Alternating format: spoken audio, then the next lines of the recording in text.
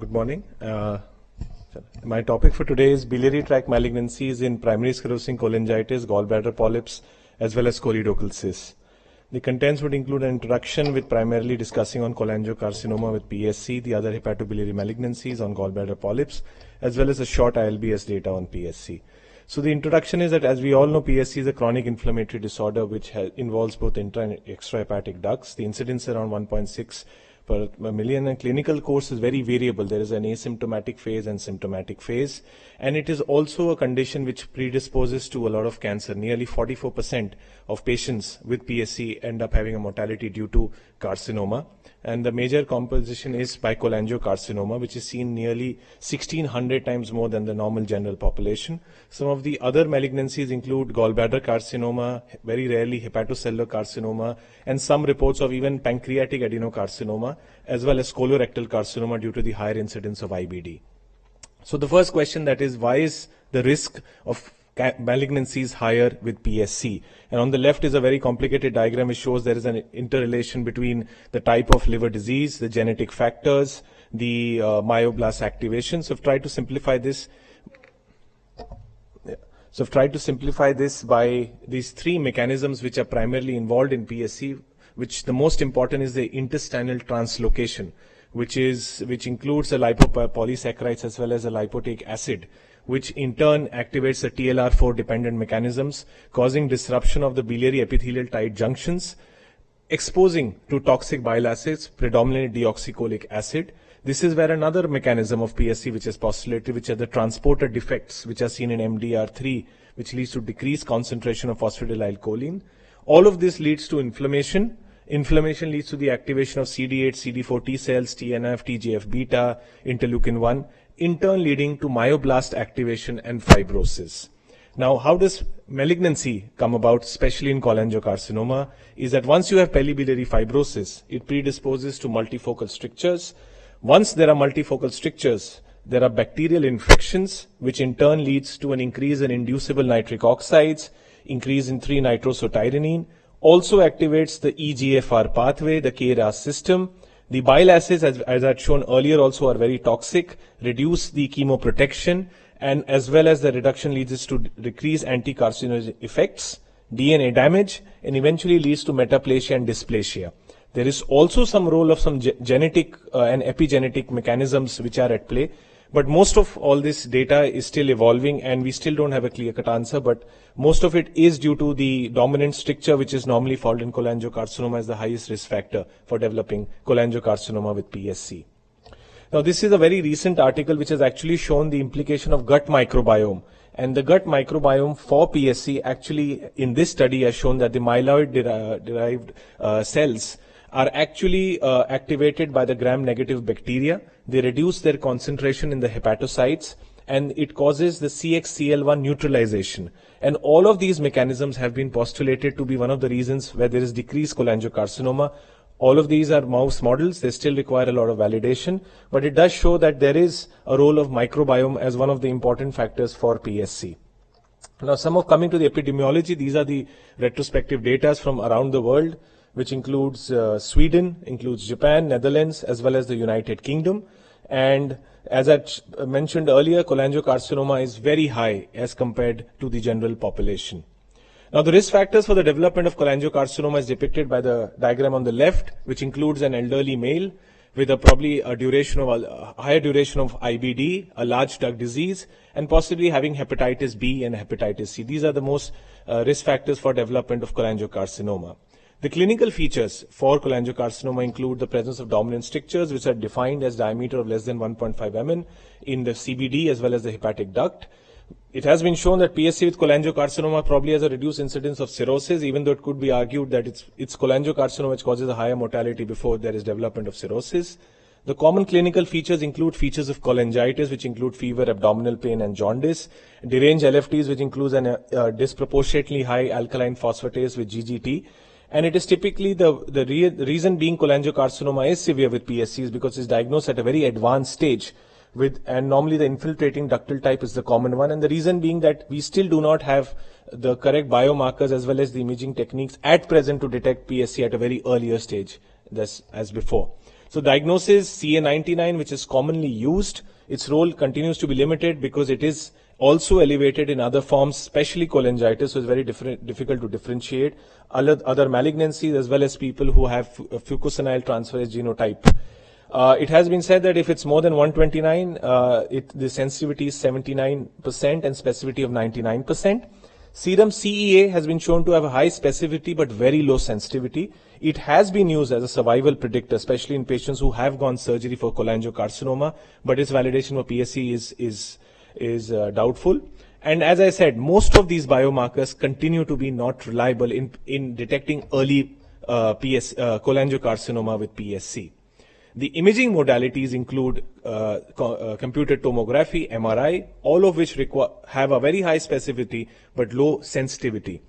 The PET scan also has been seen to have lymph node metastasis as well as a high SUV max, but again, all hampered by very low sensitivity and high specificity. If we go to the endoscopic therapy, the ERCP-based brush cytology, and I'll be discussing this slightly in detail, there are some biomarkers which have been which especially the DNA methylation markers, which have been shown to increase the higher sensitivity in these subgroup of patients. You have brush cytology as well as biopsy, which increases slightly the sensitivity as well as the specificity. You have FISH, which is a technique which polysomy has been shown to increase the sensitivity. But again, the practical aspect of conducting FISH as well as the availability hampers its use. So clinical practice, we normally use MRCP with the CA99 monitoring to monitor patients with cholangiocarcinoma with PSC. Now, these are some of the newer biomarkers which have been there in the last 2 to 3 years, and this is the pancreatic autoantibodies against glycoprotein 2, which has been shown to be elevated, especially in patients with inflammatory bowel disease having Crohn's disease. And this was a cohort of patients which had mostly patients with IBD as well as cholangiocarcinoma, and they had shown that an increased level of anti-GP2 positivity occurred in almost 50% of patients with PSC, independent of association with IBD, as well as identified the severe phenotypes in PSC. And the odds ratio is close to 5 times of development of cholangiocarcinoma, and this possibly is one of the biomarkers which could be a predictive for potential for early mortality as well as for referral for an early liver transplant, though requires further validation. The second would be the proteomic analysis and the urine proteomic analysis. In fact, urine analysis in patients with cholangiocarcinoma and PSC has been there for a while. But these are articles which show that proteomic analysis actually identifies patients with cholangiocarcinoma with PSC with the highest sensitivity and specificity. Some of the protein and peptides that have been found in urine has told to be sensitive only to the urine examination. Again, requires further validation. No other further study that I could find after this for the proteomic analysis. Now coming to the newer biomarkers, which are the need of the hour, and this diagram very depicts the newer tests, and the first would be the next generation sequencing. The next generation sequencing actually increases the sensitivity to close to 85%, especially if it is combined with cytology. Extracellular vesicles, which actually have a role in most of the hepatology diseases at present, also shows a higher sensitivity, and in fact a study has even gone on to show that a higher concentration of extracellular vessels, and these are all the bile of all patients who have PSC, close to more than 9.6 into raised to the power 10 is predictive of development of cholangiocarcinoma. Proteomics I had already discussed.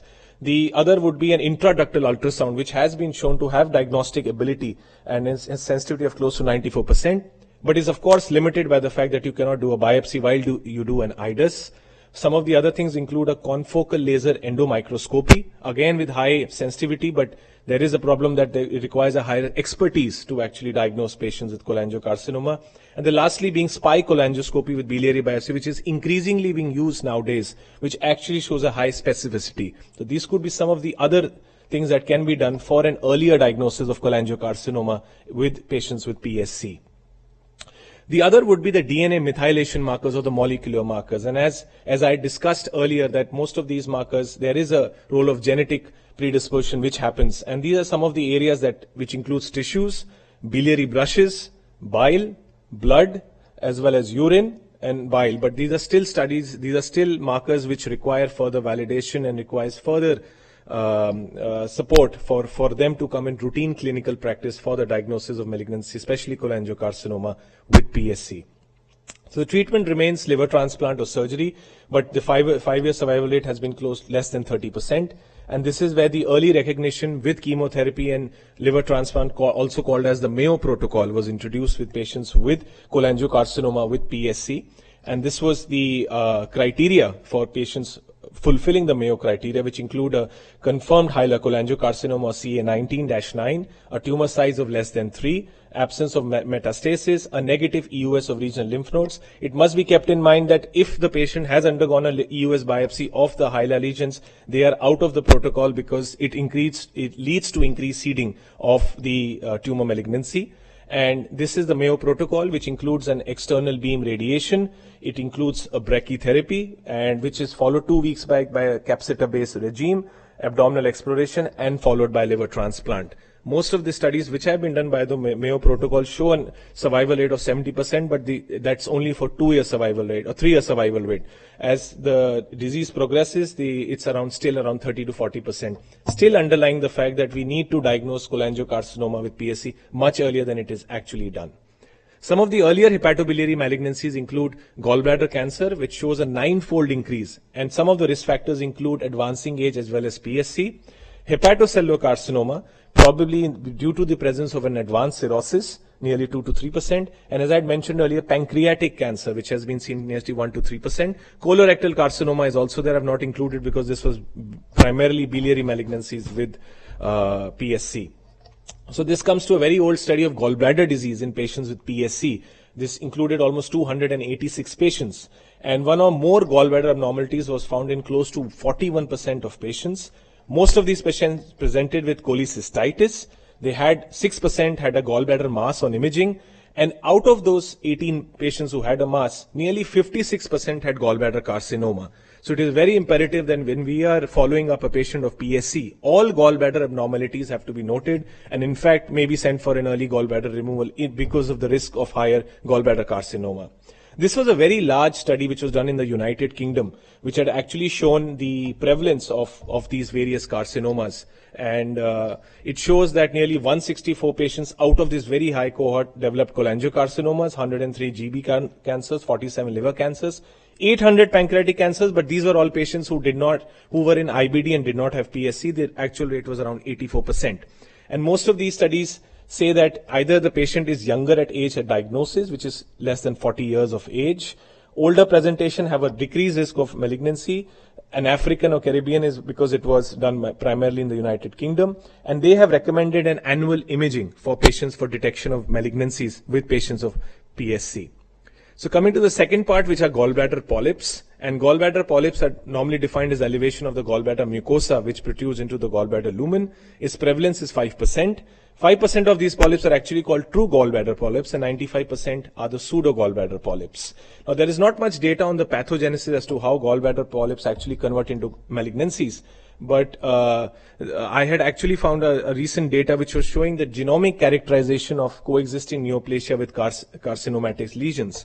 And this study was done on a very small cohort of nearly 23 patients, and they had divided them into low-grade biliary intraepithelial neoplasia, high-grade biliary intraepithelial neoplasia, as well as gallbladder cancer.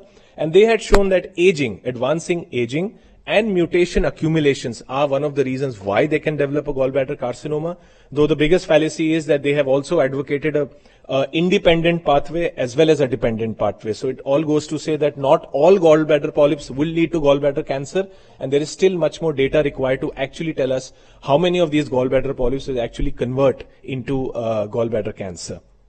Some of the risk factors for development of a malignant polyp are age more than 50 years of age, presence of gallstones, PSC, there's a study on PSC with gallbladder polyps, and a polyp risk characteristics of more than 6 mm with solitary and sessile. Most of the features of gallbladder polyps are non-specific, and they normally coexist with gallbladder stones in normally 30% of the individuals. So this was a large database study which was done in the United States, which had shown outcomes of gallbladder polyps and their association with gallbladder cancer. And according to this study, gallbladder polyps are only found in 6% of patients with gallbladder cancer, and most of them were found only on abdominal ultrasound. They had shown that a polyp growth of at least 2 mm at 10 years was 66%, especially in patients with less than 6 mm. I would be telling the reason why. And they had shown that a gallbladder cancer rate was much low. But again, it can be argued that most of these studies have been done in UK and US, whereas it is the Indian ethnicity or the Asian ethnicity which is more predisposed to gallbladder cancer. And we really don't have too much data depicting gallbladder polyps as well as gallbladder cancer in this cohort of patients. This is on PSC and the risk of gallbladder cancer, especially with patients with gallbladder polyps.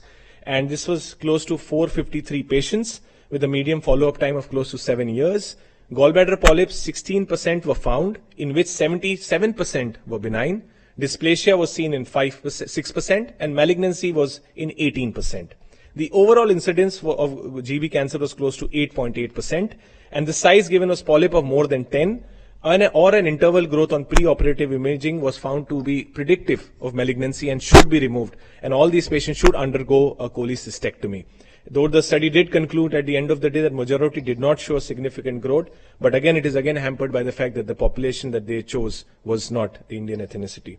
So diagnosing of Jb polyp has again been around for a while. Ultrasound has been there for quite some time with a sort of lower sensitivity but a higher specificity. It has drawbacks of higher body habitus, technical issues, and sometimes very difficult to differentiate between a stone as versus a polyp.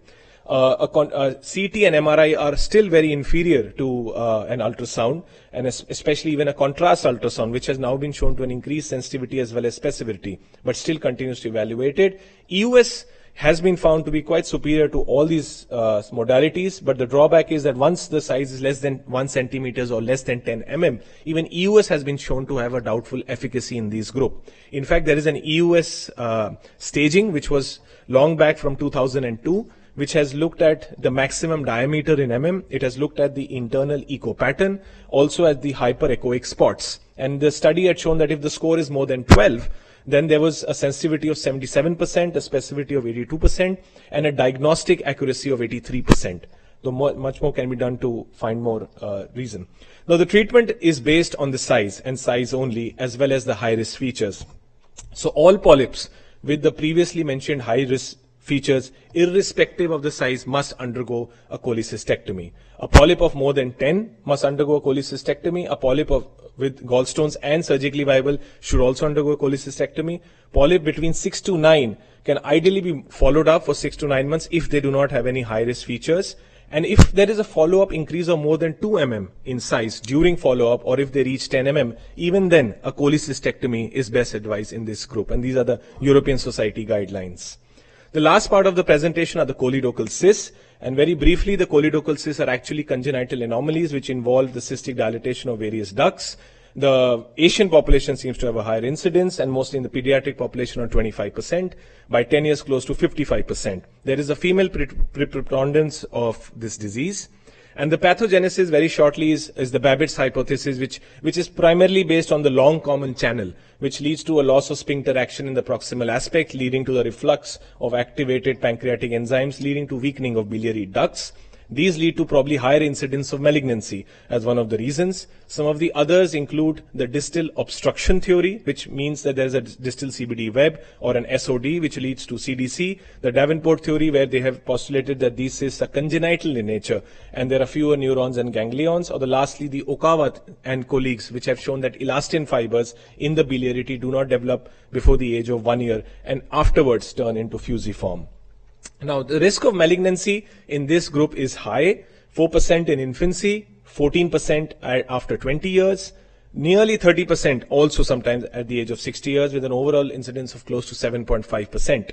Most of it are adenocarcinoma, and the types are and the highest is seen in extrahepatic choledochal cyst. In fact, if you were to classify it by Todani's classification, the type 4 cyst is the one which has the highest malignancy rate. And the others would include type 4, 9%, type 1, 7%, 4.5 is the type 2, as well as type 3 is 4%, is the risk of developing malignancies. These are some of the studies which have been done in CDC, and these were the ones which were done before excision of the CDC and after excision of CDC. And it has been shown that still the incidence continues to be around 7.5 to 8%, slightly higher in the Asian population. After excision, there still continues to be a risk of hepatobiliary malignancies. Hence, there should be an active surveillance of patients who have undergone an excision for CDC, that there could be a higher risk of malignancy even in this subset of patients.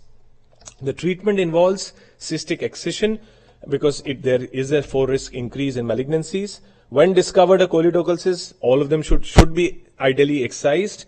When they undergo, they should be reoperated, and even in asymptomatic elderly patients, it could be argued that if they are surgically fit, surgery should be done because there is a higher risk of hepatobiliary malignancies in this subgroup of patients. And lastly, always, this was a recent ERCP that I did, and this shows that the pancreatic duct has been cannulated, and as we injected the contrast, you could see that the CBD filling up. So always look for the common channel when we are dealing with choledochal cysts, because almost 90% of choledochal cysts can have an anomalous pancreatobiliary malunion, in turn predisposing to hepatobiliary malignancies. So this is the data I've collaborated data for PSC that we have. We have a total number of 322 patients of PSC over a period between 2009 to 2022. The mortality in this was close to 10%, with 32 people not surviving, 290 surviving, or lack of data. Gender was nearly 64% were males. Cirrhotics were nearly close to 52%. And transplant, according to data, was close to nearly 10% of these individuals. That was 31 individuals. The incidence of cholangiocarcinoma in this was 4%, with 13 patients developing cholangiocarcinoma. The incidence of IBD was 10.6%, which is 34, much lower than what has been reported in the Western literature. The prevalence of gallstone was also very little, that was close to 16, that was 5%. There were no gallbladder polyps, at least in the PSC data that we found over here. And HCC was seen in only 1.1%, that was 4 patients over a period of 10 years. This was the baseline data, which shows that the age was slightly on the younger age. We had a mean follow-up of close to 2 to 3 years. Variceal bleed was seen in 7%, and maximum event session required was close to 51. Strictures were seen in 6.2%, with ERCP sessions of nearly 91. In view of slightly missing data, I have tried to collaborate it by using albumin less than 3.5, which was seen in 8.4%, and alkaline phosphatase of more than 20 in 6.5%. AST of more than 55 in 8%, creatinine of more than 1 in 30%, a total leukocyte count of 11,000 in nearly 64%, platelets less than 1 lakh of 50%, and a CA19-9 of more than 37 was seen in 26.4%, out of which nearly 20% had more than CA19-9 of 129 in these patients. The ones which are marked in red are the ones which came significant in the univariate analysis. And when we ran a multivariate analysis, because of the lower samples in cholangiocarcinoma, we actually looked at mortality. And when we looked at mortality, there were 2 new interesting parameters, which was creatinine, if there was elevation of creatinine anytime during admission, had shown a higher odds ratio, as well as platelets reduction of close to 1 lakh. It has also shown that the presence of IBD is there, but it is only trend towards significance, which is close to 3 times. But these are some of the risk factors that we could find in some of the data that we could collect here, other than the other data of age as well as cholangiocarcinoma. So this is the treatment protocol, and most of the treatment protocol for Jb polyps would primarily be on evaluating of symptoms and size. If it's less than 6, with no high-risk features, surveillance, look for increase in size. If it's more than 2 mm, probably goes for cholecystectomy. Higher risk features, high size more than 10 mm, cholecystectomy. If it's PSC, you monitor for symptoms, strictures, look for the MELD, look for the coexistence of IBD. You look for an imaging, probably MRCP, maybe endoscopically also, CA19-9. Transplant if it's a progressive disease. If there are no medical options, medical therapies which still have questionable benefits, which includes obeticholic acid, cannot be used in cirrhosis, Arsocol, cyclical antibiotics, as I've shown in the pathogenesis, that reduction of gram-negative bacteria has been shown to decrease the myeloid-derived cells. And also the intestinal microbiome being one of the biggest modulators for PSC. The other would be choledochal cyst, classification, surveillance. I would advise most of them should require a cystic excision. Always look out for an pancreatobiliary, anomalous pancreatobiliary junction, even if these cysts are asymptomatic. So to conclude, hepatobiliary malignancies are common with all these 3 entities, active and continued surveillance is required. We still need better non-invasive as well as imaging markers for prediction of malignancies in all these three subset of patients, and we need more genetic as well as data to find out more about these. Thank you.